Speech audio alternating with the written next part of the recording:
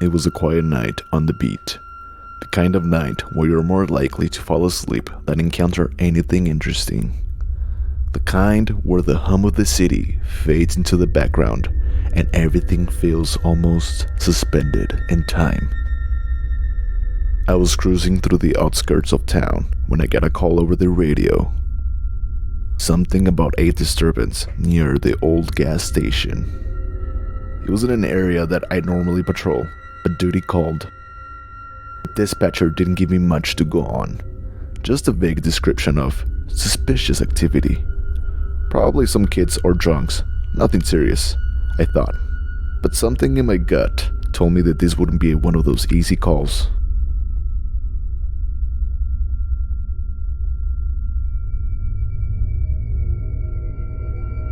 As I turned onto the gravel road leading to the gas station, the air felt colder, heavier. The hairs on the back of my neck prickled. I couldn't shake the feeling that I wasn't alone. I parked the cruiser. I stepped out, flashlight in hand. The wind was still, as if the world itself was holding its breath. I could see nothing in the distance. Just the gas station. The place was abandoned. I then proceeded to walk towards the building.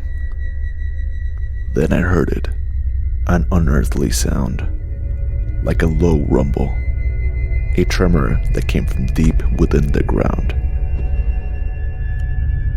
My heart skipped a beat. I froze, trying to make sense of it. A distant thud, then another, and another. The ground shook beneath my feet. I stumbled, regaining my balance, my mind still racing.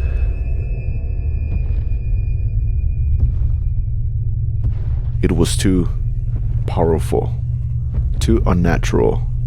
The sound grew louder, closer. I now felt the rumble in my chest, the vibrations resonating through the very air. And then I saw it. A massive shape, darker than the light itself, emerged. A colossal, hulking silhouette that blocked out the stars. My stomach lurched as the reality of what I was seeing hit me.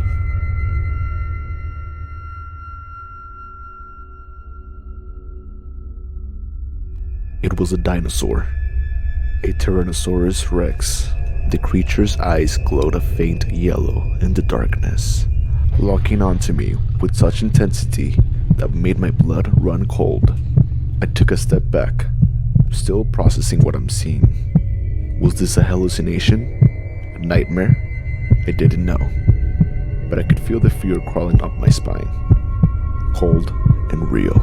The beast moved forward, its massive feet pounding the earth with each step. The ground shook again, heart hammering in my chest. I had to get out of there. I turned, sprinting back to my cruiser, but the T-Rex was faster. The sound of its thundering footsteps was deafening now, its enormous shadow looming behind me. I didn't dare to look back. I reached the cruiser, fumbled for the keys, but my hands were shaking too violently. I gunned the engine, stepped on the gas, gravel spraying behind me. The beast let out a final bone-rattling roar, but I didn't dare to look back in the rear-view mirror. I just kept my foot pressed to the pedal, my mind reeling with the impossibility of what had just happened. By the time I reached the police department, the gas station was miles behind me, but I could still feel the terror crawling beneath my skin. Was it real? Was it a figment of my imagination? I couldn't be sure. But one thing was certain, I wasn't going back there anytime soon.